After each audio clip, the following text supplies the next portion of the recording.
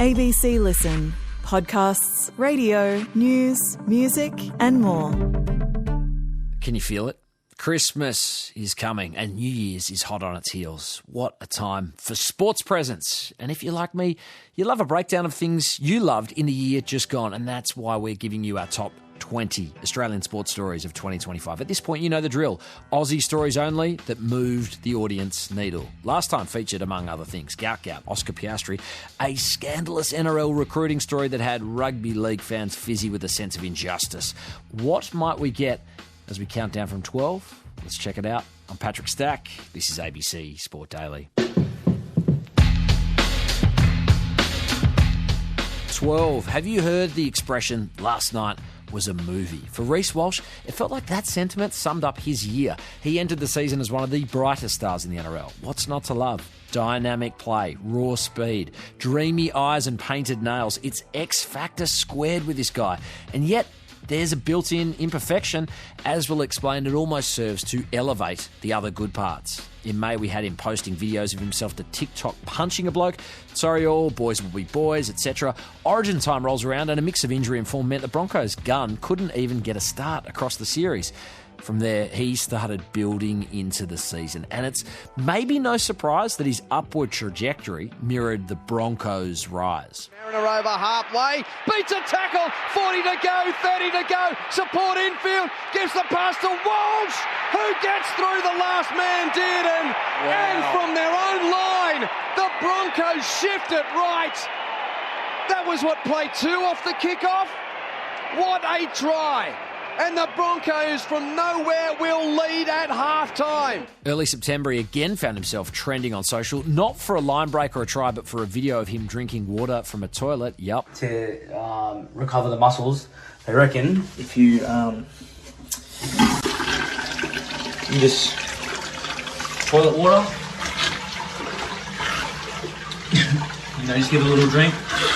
Brisbane apologised about the poor attempt at humour, and Walsh responded by pretending to drink toilet water in a post-try celebration in a big win over the Melbourne Storm on the eve of the finals. Here's Walsh. Here he is. Reece Walsh. There's your water. There's your plumbing. There's your statement on the eve of the 2025 NRL final. Week 1 of their finals campaign, Walsh went full Walsh. With Brisbane trailing Canberra, he managed to get himself sin-binned for a headbutt. Is that a headbutt? Oh, he does. He headbutts Hudson Young. Here we go. Let's listen in. No, I'm going to bin them both. Oh, he's going to bin them both. You're in the bin as well. 10 for Reece Walsh, 10 for Hudson Young. Before returning to turn the game on its head and effectively scuttle the Raiders single-handedly. Carrigan's back out there, as Gibbsy said. Walters to Walsh, left-hand side. Walsh back on the inside, blazes away, takes on Weeks, goes for the corner and scores a try. Welcome back, Reece Walsh.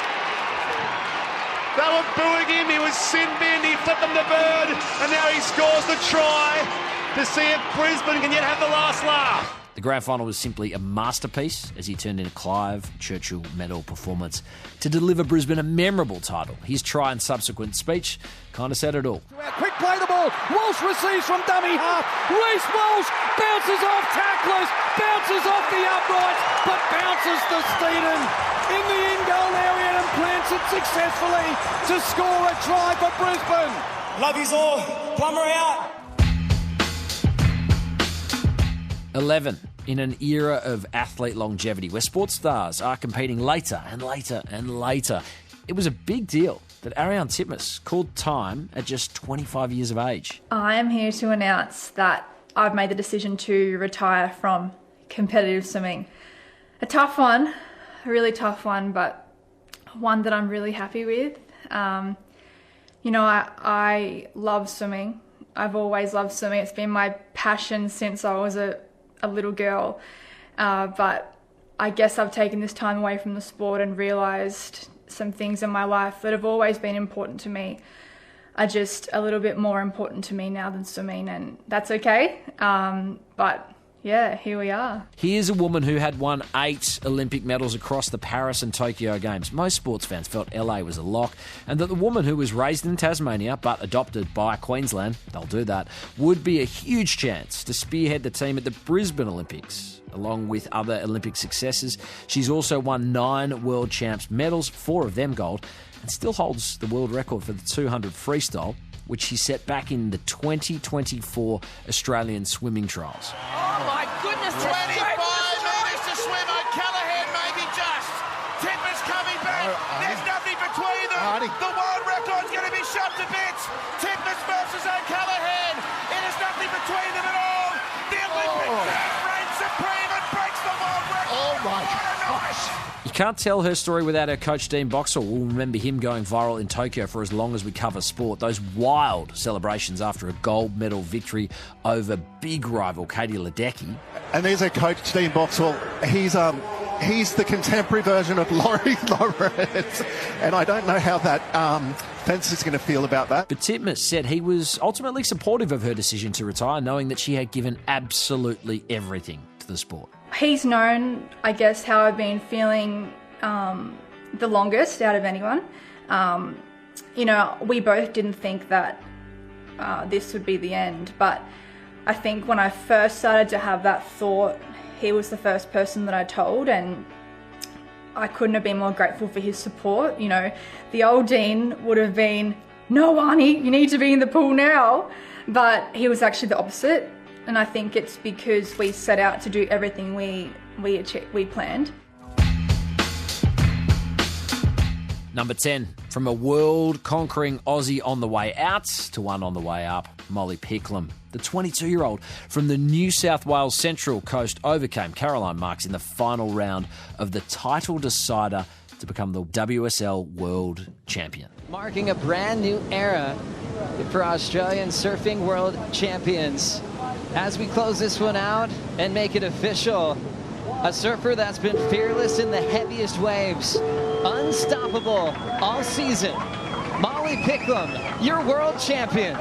Picklum went into the finals, ranked number 1 in the world after an insane season that saw her win in Tahiti and Rio, as well as the final series in Fiji. Along with those victories, she finished in the top 3 on 6 occasions, a study in consistency. Molly Picklum, your champion of the Lexus Tahiti Pro, presented by IC, world number 1, owning this event from start to finish as she heads into the title showdown. It was a relentless season of success from Picklum, who in previous years had setbacks like missing the cut in 2022.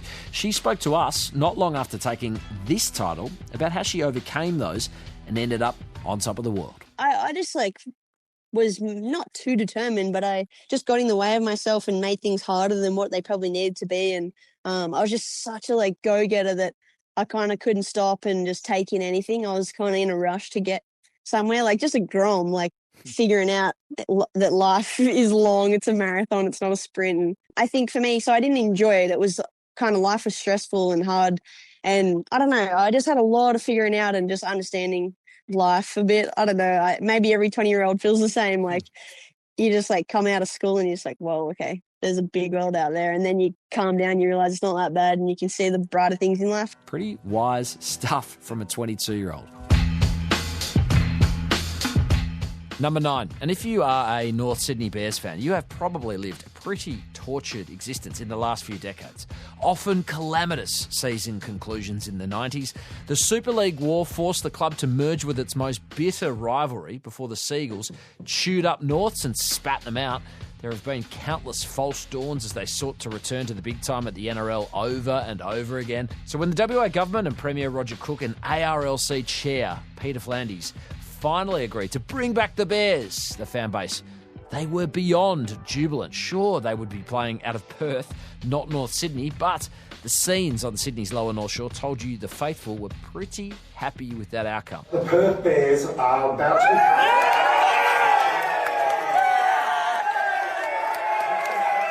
It was a sentiment shared by ABC commentator and Bears legend Billy Moore. Every former player, every current player, every fan of the North Sydney Bears is behind this, and if they're not, they've been very quiet and they're kidding themselves, because this is the greatest day that's happened to the Bears since 1922. It's also pretty fascinating to see the NRL again trying to operate in an AFL town. The local media dominated by Channel 7, which happens to be broadcast partners with the AFL. So the local coverage hasn't been all that positive, and PVL seemed to be revelling in the role of disruptor. Well, I think the media coverage has been a bit biased in the sense that the main newspaper here is owned by Seven West Media that has the AFL rights. Let's be quite frank. So they don't want us to be here because they realise we're going to be competitive and we're going to take some of their lunch, and we eat a lot. So we'll be taking a fair bit of their lunch. No, I don't see McDonald's checking with Kentucky Fried Chicken when they're opening a new store. So we certainly have not consulted with the AFL. Whether or not they can recruit a team under coach Mal Meninga that can compete in a comp that is otherwise entirely on the eastern seaboard is a question that will loom over 2026 before they launch in 2027. We are inside the top 10 of our 2025 Sporting Countdown. 8 spots to go. Will your favourite team or player doing the thing you like or dislike make the cut? Come back to find out. I'm Patrick Stack. This has been ABC Sport Daily, produced by Poppy Penny. Thanks to Reece Walsh's TikTok, Fox Sports, Ariane Titmus's Instagram, Channel 7, the WSL, and Channel 9 for the extra audio used in this episode. Discover more great ABC podcasts, live radio, and exclusives on the ABC Listen app.